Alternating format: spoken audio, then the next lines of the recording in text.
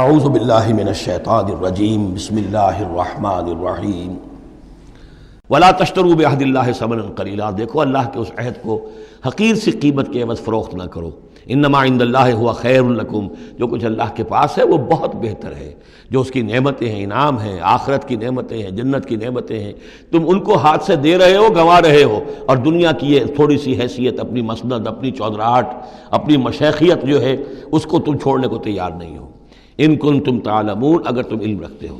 ما عندکم ینفد وما عند اللہ باق، جو تمہارے پاس ہے وہ ختم ہو جائے گا، اور جو اللہ کے پاس ہے وہ باقی رہنے والا ہے۔ وَلَنَجْزِيَنَّ الَّذِينَ صَبَرُوا أَجْرَهُمْ، اور ہم لازماً دیں گے صبر کرنے والوں کو ان کا اجر، بِأَحْسَنِ مَا كَانُوا يَعْمَلُونَ، ان کے اعمال کے بہترین جو اعمال ہوں گے، جو کچھ وہ کر رہے ہیں ان میں سے بہترین اعمال کے حساب سے انہیں اجر دیں گے۔ یعنی ہر نیکوکار کے سارے اعمال ایک درجے کے نہیں ہوتے، کبھی چھوٹی نیکی کی ہے، بڑی نیکی کی ہے، لیکن ہم ان کا مقام ان کی بڑی نیکیوں کے حوالے سے معین کریں گے۔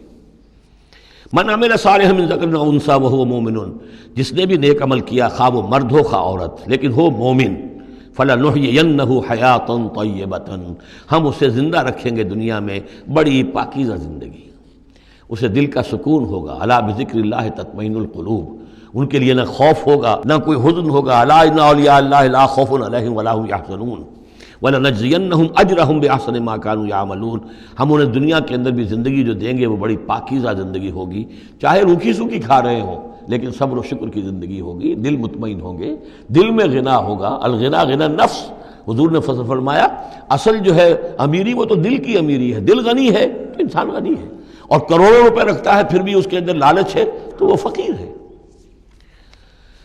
وَلَنَجْزِيَنَّهُمْ أَجْرَهُمْ بِأَحْسَنِ مَا كَانُوا يَعْمَلُونَ، ان کو جو بدلہ ہم دیں گے تو وہ ان کے جو بہترین اعمال ہوں گے ان کے حوالے سے۔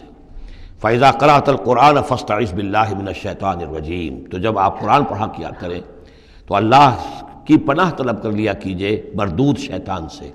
یہ ہے حکم جس پر کہ ہم عمل کرتے ہیں، جب بھی قرآن پڑھنا ہو تو پہلے اعوذ باللہ من الشیطان الرجیم تعوذ کرتے ہیں۔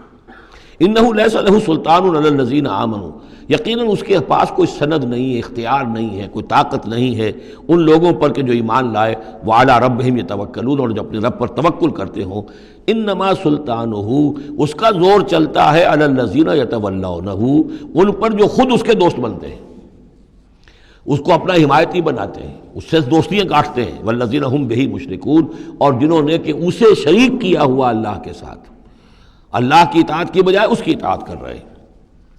وَإِذَا بَدَّلْنَا آیَةً مَّكَانَ آیَةٍ وَاللَّهُ أَعْلَمُ بِمَا يُنَزِّلُ قَالُوا إِنَّمَا أَنتَ مُفْتَرٍ، اور جب ہم کوئی ایک آیت کی جگہ دوسری آیت بدل دیتے ہیں، وہ میں عرض کر چکا ہوں، یہ سارے مضامین سورہ بقرہ میں آ چکے ہیں، مَا نَنسَخْ مِنْ آیَةٍ أَوْ نُنسِهَا نَأْتِ بِخَيْرٍ مِّنْهَا أَوْ مِثْلِهَا، وہی مضمون ہے یہ۔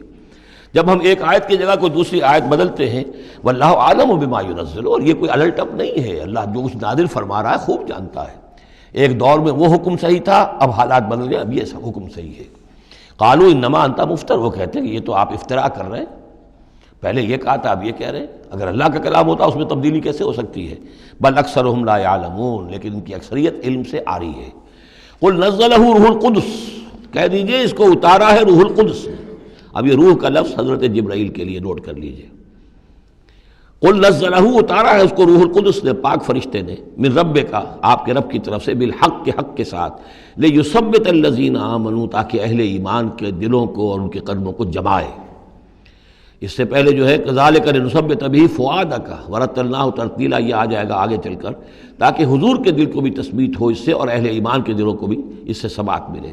وہدی وبشریٰ للمسلمین، یعنی جیسے جیسے حالات بدل رہے ہیں ایسے ایسے، اب جائے ایک قصہ جو ہے آدم و ابلیس کا، ایک دفعہ آیا، پھر دوسری دفعہ آیا، پھر تیسری دفعہ آیا، اس میں کوئی تھوڑا تھوڑا فرق بھی آ رہا ہے، ایک چیز وہاں بیان کی گئی، ایک چیز اب یہاں واضح کی جا رہی ہے۔ یہ ساری چیزیں جو ہیں یہ اس لیے ہیں تاکہ بدلتے ہوئے حالات میں اہل ایمان کو ہر حال، ہر دور کے حالات کے مطابق جو ہے وہ اپنی رہنمائی کا سامان مل جائے۔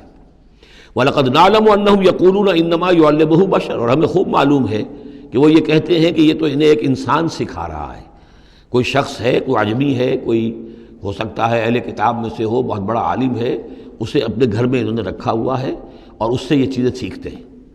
لسان الذی یلحدون الیہ اعجمی، جس شخص کی طرف یہ منسوب کر رہے ہیں اس قرآن کو اپنے اسی غلط خیال کے حوالے سے، اس کو تو کہتے ہیں عجمی ہے، وہ عربی نہیں ہے. وَهَذَا لِسَانٌ عَرَبِيٌّ مُبِينٌ، اور یہ قرآن نازل ہو رہا ہے اس زبان میں، عربی میں جو بالکل صاف ہے. کوئی عجمی جو ہے ایسی صاف زبان کیسے بولے گا؟ ان الذین لا یؤمنون بآیات اللہ، یقیناً جو لوگ اللہ کی آیات پر ایمان نہیں رکھتے، لا یہدیہم اللہ، اللہ تعالیٰ بھی اب انہیں ہدایت نہیں دے گا. زبردستی ہدایت دینا اللہ کی سنت نہیں، اللہ کا طریقہ نہیں. وَلَهُمْ عَذَابٌ عَلِيمٌ، اور ان کے لیے دردناک عذاب ہے. انما یفتری الکذب الذین لا یؤمنون بآیات اللہ، افطرا بازی تو وہ کر رہے ہیں، جھوٹ وہ گھڑ رہے ہیں جو اللہ کی آیات پر انکار نہیں، پر ایمان نہیں رکھتے. وَأُولَٰئِکَ هُمُ الْكَاذِبُونَ، اور حقیقت میں وہ ہے کہ جو جھوٹے ہیں. من کفر باللہ من بعد ایمانہ، اور جو شخص ایمان لانے کے بعد اللہ کے ساتھ کفر کرے گا. اب اس میں بھی دونوں باتیں ہیں. ایک تو یہ کہ دل میں ایمان آ گیا، اگرچہ ابھی اس نے اعلان نہیں کیا، لیکن دل میں ایمان آ چکا، کوئی عالم ہے اس کو سمجھ میں آ گئی بات صحیح ہے. یہ بھی میں آپ کو یاد آ گئی تو بتا دیتا ہوں. اسی شہر کراچی میں اس وقت ایک بہت بڑے عالم دین ہیں اور بہت اس وقت معروف ہیں، مشہور ہیں. انہوں نے کہا کہ میں نے آپ کا ایک ایک حرف پڑھا ہے اور مجھے آپ کی کسی بات سے کوئی اختلاف نہیں، لیکن ہم آپ کا ساتھ نہیں دے سکتے، اس لیے کہ ہم آپ کا ساتھ دیں گے تو اپنی برادری سے نکال دیے جائیں گے. ہماری علماء کی اپنی اپنی برادریاں ہیں. اور ایسے ہی ایک عالم دین پنجاب کے بھی ہیں، انہوں نے بھی یہ کہا، میں نے ہر چیز پڑھی ہے، صرف ایک چیز سے مجھے آپ کی اختلاف ہے، اور وہ یہ کہ جو زمینداری کے بارے میں مولانا تحسین صاحب کی بات کی آپ نے تائید کی ہے، بس باقی مجھے آپ کی کسی چیز سے اختلاف نہیں، لیکن ہم آپ کا ساتھ نہیں دے سکتے. تو جن پر حق واضح ہو جائے پھر وہ مصلحتوں کے تحت، وہ مصلحتیں پھر دل کو سمجھانے کے لیے ہوتی تو یہی ہے. اب ہمارا مدرسہ چل رہا ہے، ہمارا نام چل رہا ہے، اس سے خیر ہو رہا ہے، ہمیں اس برادری سے باہر نکال دیا جائے گا، پھر ہماری بات کون سنے گا، اور ہمارا جو خیر ہے وہ بند ہو جائے گا. آدمی انسان کو ریشنلائز تو کرتا ہے اپنے آپ کو مطمئن کرنے کے لیے.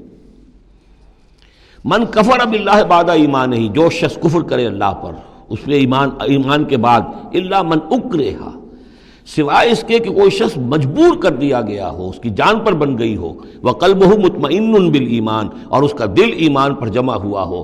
ولکن من شرح بالکفر، لیکن جو شخص کفر کے لیے پھر اپنے سینوں کو کھول دے گا، صدرا فعلیہم غضب من اللہ ولہم عذاب عظیم، ان پر اللہ کا غضب ہے اور ان کے لیے بہت بڑا عذاب ہے. اور یہ دونوں پر اس کا انطباق ہوگا. ایک انکشاف ہو گیا، اگرچہ ابھی زبان سے کہنے کی نوبت نہیں آئی، اور ایک یہ کہ زبان سے کہہ بھی دیا ہاں ہم ایمان لائے، بات صحیح ہے، اور پھر کسی مصلحت کی وجہ سے، کسی اپنے مفاد کی وجہ سے، کسی اپنے دھڑے بندے کی وجہ سے پھر واپس جائیں گے. تو ان کے لیے فرمایا من کفر باللہ من بعد ایمانہ الا من اکرہ وقلبہ مطمئن، ہاں جان بچانے کے لیے کلمہ کفر کہہ دینے کی اجازت ہے، دل جمع ہوا ہو. وقلبہ مطمئن بالایمان، ایمان پر دل جمع ہوا، ٹھکا ہوا، صرف جان بچانے کے لیے رخصت ہے کہ کلمہ کفر کہہ کے جان بچا لو. ولیکن من شرح بالکفر صدرا، لیکن جو ان کا سینہ پھر کھل جائے کفر کے لیے اثر نو، وہ اپنے اسی پیشہ ورانہ ضرورتوں کے تحت، فعلیہم غضب من اللہ ولہم عذاب عظیم، ان پر تو غضب ہے اللہ کا اور ان کے لیے بہت بڑا عذاب ہے. ذالک بانہم مستحب الحیات الدنیا علی الاخرہ، یہ اس لیے کہ انہوں نے دنیا کی زندگی کو محبوب رکھا، ترجیح دی آخرت کے مقابلے میں. وَأَنَّ اللَّهَ لَا يَهْدِي الْقَوْمَ الْكَافِرِينَ، اور اللہ تعالیٰ ایسے کافروں کو ہدایت نہیں دیتا. اولئک الذین طبع اللہ علی قلوبہم، یہ وہ لوگ ہیں جن کے دلوں پر اللہ نے مہر کر دی ہے. وسمعہم، اور ان کے کانوں پر، وابصارہم، اور ان کی آنکھوں پر. واولئک هم الغافلون، اب یہ لوگ بالکل غافل ہیں، حقیقت سے ان کا اب کوئی تعلق نہیں.